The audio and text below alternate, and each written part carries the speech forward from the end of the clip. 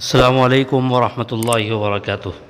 عزیز طلباء طالبات، 41ویں دن آپ کو نہم جماعت کی غزل دی گئی ہے، کلیم عاجز کی لکھی ہوئی غزل، اور اس کا مقصد یہ ہے کہ شعری محاسن سے آگہی آپ کو ہو جائے، شعر میں جو خوبیاں پائی جاتی ہیں آپ اس سے واقف ہو جائیں، اور غزل کا مطالعہ بھی مقصد ہے اس کا۔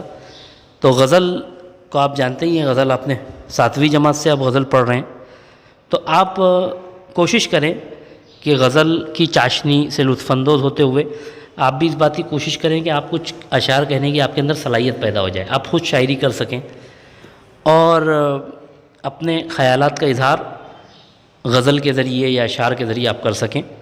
اب ہم دیکھتے ہیں کلیم عاجز کی غزل میرے ہی لہو پر گزر اوقات کرو ہو، مجھ سے ہی امیروں کی طرح بات کرو ہو، دن ایک ستم رات کرو ہو، وہ دوست ہو دشمن کو بھی تم مات کرو ہو، ہم خاک نشیں تم سخن آرائے سرے بام، پاس آ کے ملو دور سے کیا بات کرو ہو، ہم کو جو ملا ہے وہ تمہیں سے تو ملا ہے، ہم اور بھلا دیں تمہیں کیا بات کرو ہو، یوں تو ہمیں منہ پھیر کے دیکھو بھی نہیں ہو، جب وقت پڑے ہے تو مدارات کرو ہو، دامن پہ کوئی چھینٹ نہ خنجر پہ کوئی داغ، تم قتل کرو ہو کہ کرامات کرو ہو، بکنے بھی تو عاجز کو جو بولے ہے بکے ہے، دیوانہ ہے دیوانے سے کیا بات کرو ہو۔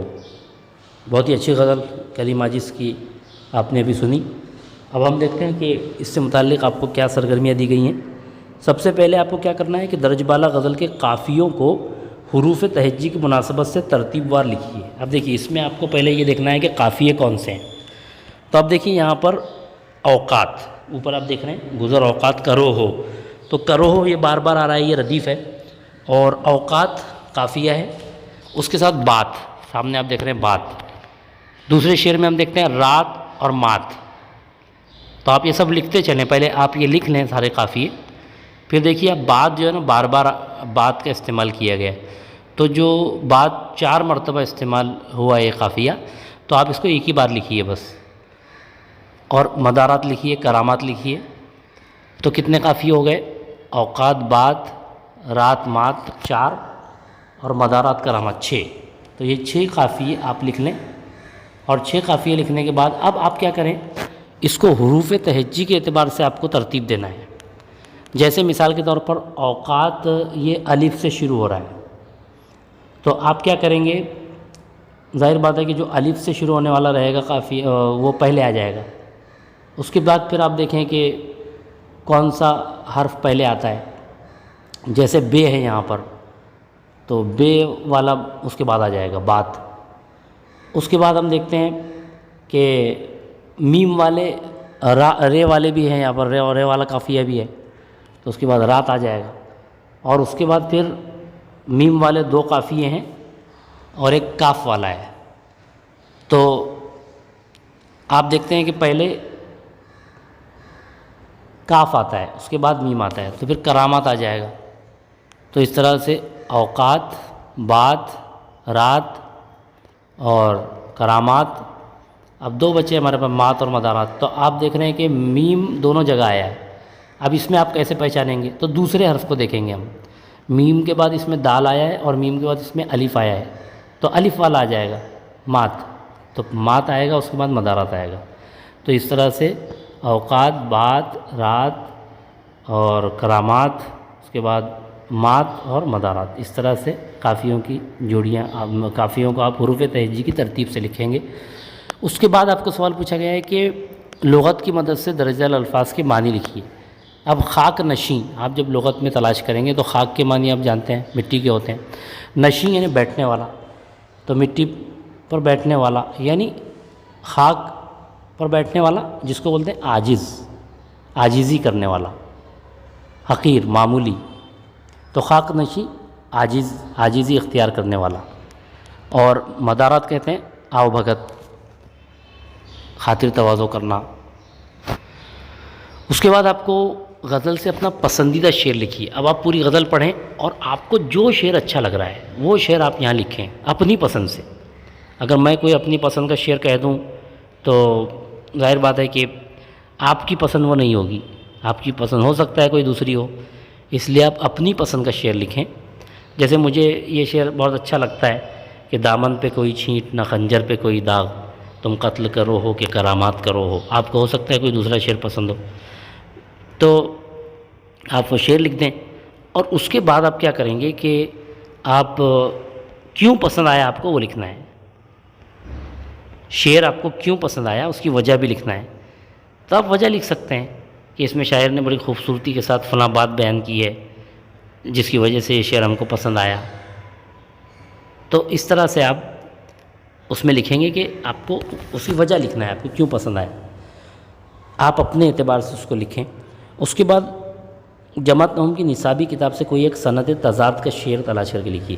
تو یہ جماعت نہومی کی آپ کے سامنے غزل ہے، اسی میں آپ کو بہت سے بلکہ سند تضاد کا شعر مل جائے گا۔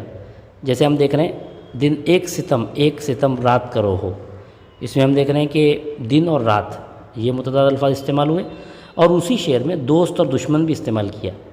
دیکھیے یہ بھی ایک فن ہے، ایک ہی شعر میں دو متضاد الفاظ کی جوڑیاں استعمال کی۔ دن ایک ستم رات کرو ہو، وہ دوست ہو دشمن کو بھی تم مات کرو ہو، دوست اور دشمن یہ بھی ایک جوڑی آ جائے گی۔ تو یہیں سے آپ لکھ دیجئے۔ پھر اس کے بعد آپ کو یہ پوچھا گیا ہے کہ نہوم جماعت کی درسی کتاب میں موجود ناصر کاظمی کی غزل اور دوسری تمام غزلیات میں کیا فرق ہے، غور کیجیے اور اپنے اساتذہ سے اس کے متعلق دریافت کیجیے۔ تو دیکھیے آپ یہاں دیکھ رہے ہیں کہ اس غزل میں اوقات بات یہ جو قافیے ہیں اس کے بعد کرو ہو ردیف استعمال ہوئی ہے۔ تو آپ نہوم جماعت کی جتنی بھی غزلیں دیکھیں گے اس میں آپ کو ردیف ملے گی، لیکن ناصر کاظمی کی جو غزل ہے جو آپ پہلے پڑھ چکے ہیں، اسی میں آئی ہے غزل، سناتا ہے کوئی بھولی کہانی، مہکتے میٹھے دریاؤں کا پانی، اس طرح جو شعر ہے اس میں تو آپ دیکھ رہے ہیں کہ سناتا ہے کوئی بھولی کہانی یہ قافیہ ہے، اور اس کے بعد کوئی ردیف نہیں ہے، اور آگے بھی مہکتے میٹھے دریاؤں کا پانی، کہانی پانی دونوں قافیے ہیں لیکن ردیف نہیں ہے۔ تو آپ کہیں گے کہ یہی فرق ہے نہوم جماعت کی دیگر غزلوں میں اور ناصر کاظمی کی غزل میں، یہی فرق ہے کہ بقیہ تمام غزلوں میں ردیف کا بھی استعمال ہوا ہے قافیوں کے ساتھ، اور ناصر کاظمی کی غزل میں صرف قافیے کا استعمال ہوا ہے، ردیف اس میں نہیں ہے۔ تو آپ کو اب آپ یہ بھی سمجھ لیں کہ جس غزل میں ردیف کا استعمال نہیں ہوتا اس غزل کو غیر مردف غزل کہا جاتا ہے، اور جس غزل میں ردیف کا استعمال ہوتا ہے اس غزل کو مردف غزل کہتے ہیں۔ تو آپ یہ یاد رکھیں، اور اگر آپ غزل سے متعلق ویڈیو دیکھنا چاہتے ہیں تو بنیادی معلومات سے متعلق غزل کی، تو آپ درس و تدریس جو پلے لسٹ ہے اسی چینل پہ آپ وہاں جائیں اور غزل سے متعلق بنیادی معلومات کا ویڈیو آپ کو ملے گا، بالکل نیچے کی طرف آپ اسکرول کر کے جائیں، آپ کو وہاں وہ ملے گا، آپ اس کو دیکھ سکتے ہیں۔ اور ردیف اور قافیے پر بھی ایک مستقل ویڈیو ہے، وہ بھی آپ درس و تدریس کے پلے لسٹ میں جا کے دیکھ سکتے ہیں۔ تو آپ دیکھیے یہاں پر آپ اس طرح سے یہ لکھ سکتے ہیں کہ ناصر کاظمی کی غزل اور دوسری تمام غزلیات میں کیا فرق ہے۔ اب آپ کو کیا کرنا ہے کہ غزل میں موجود متضاد الفاظ تلاش کر کے لکھیے۔ اب آپ کو غزل میں جو بھی متضاد الفاظ ہیں، جیسے ابھی ہم نے تلاش کیا تھا کیا، دن رات اور دوست اور دشمن، تو یہ دونوں آپ لکھیں گے۔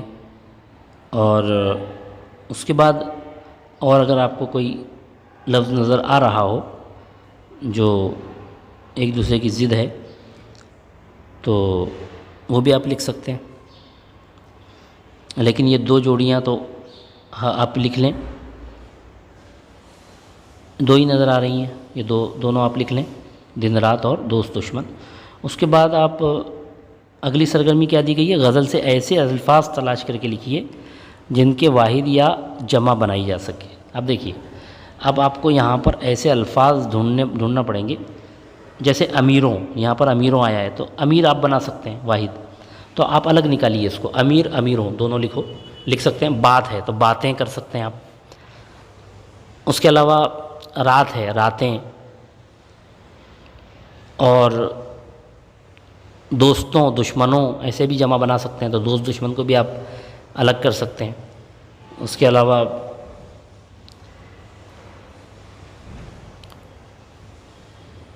وقت کی جمع اوقات بھی آپ لے سکتے ہیں، وقت کو الگ کر سکتے ہیں۔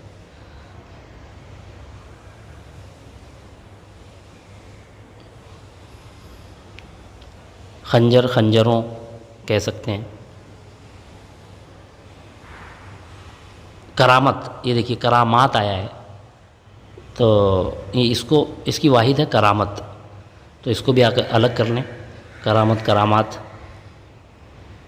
اور دیکھیے دیوانے، دیوانے تو دیوانہ ہے یہاں پر، تو آپ دیوانہ اس کی جمع آئے گی دیوانے، تو آپ اس کو بھی الگ کر لیں۔ تو اس طرح سے آپ واحد جمع الگ کریں گے۔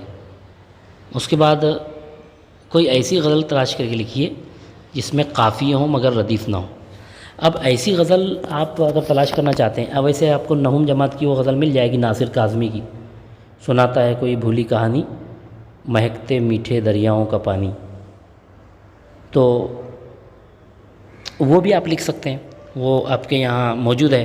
لیکن اگر آپ چاہتے ہیں کہ کوئی دوسری غزل لکھیں تو آپ اس کے لیے پھر گوگل میں ٹائپ کریں کہ غیر مرتب غزلیں یا غیر مرتب غزل، اس طرح آپ ٹائپ کریں تو آپ کو اور بھی دوسری وہاں پر غزلیات مل سکتے ہیں، آپ اس کو بھی لکھ سکتے ہیں۔ دیکھیے یہ سناتا ہے کوئی بھولی کہانیاں موجود ہے آپ کے، یہ PDF ہی میں موجود ہے برج کورس کے، اس کو بھی آپ لکھ سکتے ہیں۔ اس میں آپ دیکھ رہے ہیں کہ کہانی، پانی، زبانی، نشانی، سہانی، روانی، خزانی اور پرانی، یہ سب قافیے ہیں، اس کے بعد ردیف استعمال نہیں ہوئی ہے، تو آپ اس طرح اس کو بھی لکھ سکتے ہیں۔ تو امید ہے آپ سمجھ گئے ہوں گے آج کی سرگرمی کس طرح آپ کو حل کرنی ہے۔ بہت بہت شکریہ۔ السلام علیکم ورحمۃ اللہ وبرکاتہ۔